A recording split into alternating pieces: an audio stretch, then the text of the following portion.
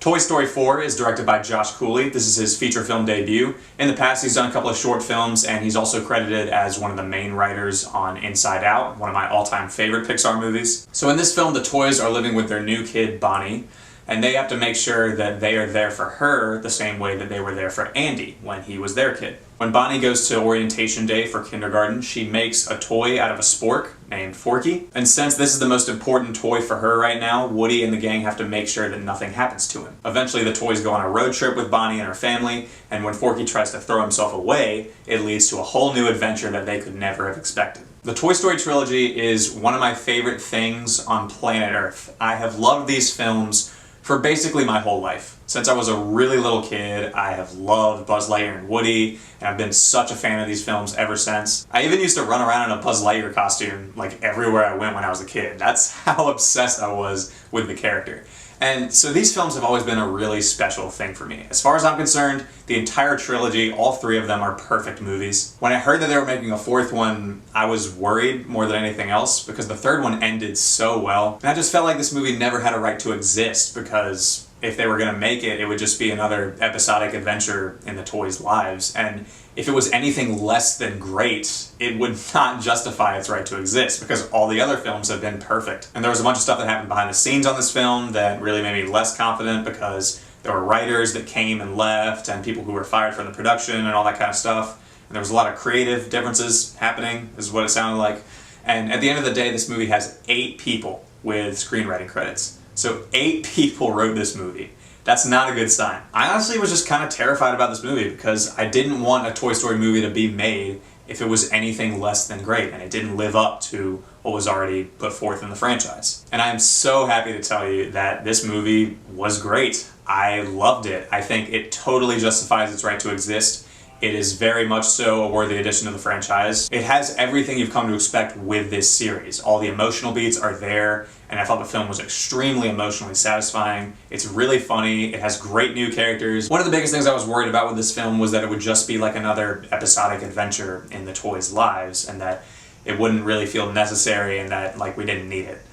And there are times where it feels like that. You kind of have to wait till the end of the film to get the full picture of the movie. And it really does a masterful job at building to this emotional conclusion.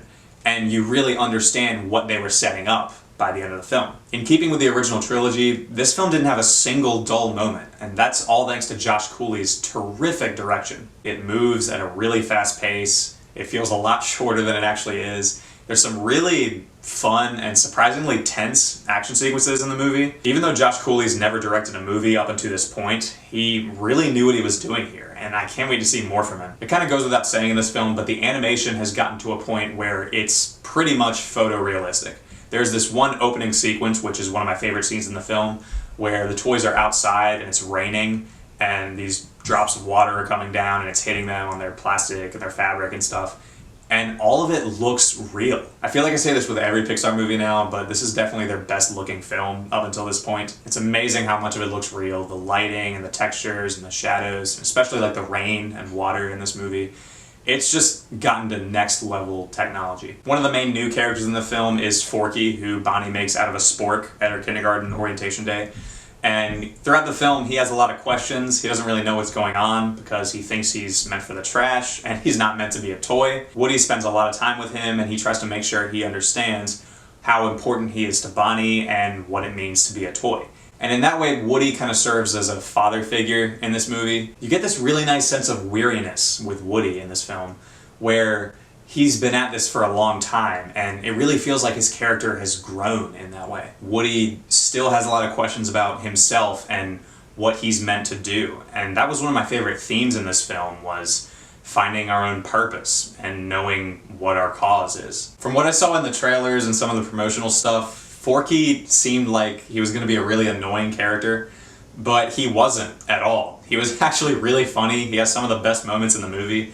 And he was also really touching in a lot of ways. Another one of the best characters in this movie is Bo Peep. She gets to do a lot more in this movie. She gets a major upgrade from Toy Story and Toy Story 2. Her and Woody's relationship is by far the most fleshed out in this film, more than it's ever been. And she just gets to do a lot more, and it's really cool what they did with her in this film because You get to see what she's been doing during her life as a lost toy. And since she's not tied to a kid anymore like she used to be, she can kind of do things on her own and figure out her own life path. And what they did with her was really interesting. I loved her character in this film. Keanu Reeves voices Duke Kaboom, this Canadian stuntman toy who like rides a motorcycle and stuff. And he was really funny here. He has this great backstory about this old kid that he used to have and a commercial that I thought was extremely hilarious. I'm a big fan of Keanu Reeves, and I thought he did a great job doing the voice work, and he fit the character really well. Also, Key and Peele voiced these two other characters named Ducky and Bunny. They're these two plush toys at a carnival, and they really want a kid to win them and take them home, but they never have. And initially, I thought they could have been really annoying, but they actually were really funny. All of these new characters risk being annoying, but none of them ever are. They're really entertaining and they're fun to watch, and I thought they were great additions to the franchise. Another thing Toy Story is known for is the villain. We've seen really great villains over the years, like Sid and Lotso, Hug and Bear, but in this film, they take a really interesting direction. Initially, the villain presence is really creepy, and there's a lot of horror vibes that this movie has, which is really interesting, but once you realize the villain's motivation, it becomes one of the most heartbreaking and touching things in the film. I'm not going to go any further than that because it was one of the best things about the film in my opinion, and I want you to experience it for yourself. But yeah, I really liked what they did with the villain here. So the movie's really funny, it has great new characters, it's paced really well. How are the emotional beats? I thought they were done extremely well. This film builds up to one of the most emotional conclusions that I've seen in a long time. It's not really until that point that you realize what the movie was setting up and what the film is trying to say overall. But once you get to that point, it's really profound. I think I cried more during this film than I did during Toy Story 3. And that's really saying something, that we're 4 films into this children's movie series, and they've been able to pull it off that well. That's really astounding. I really don't have many flaws with this movie. It's really well done, and it pretty much gave me everything I wanted.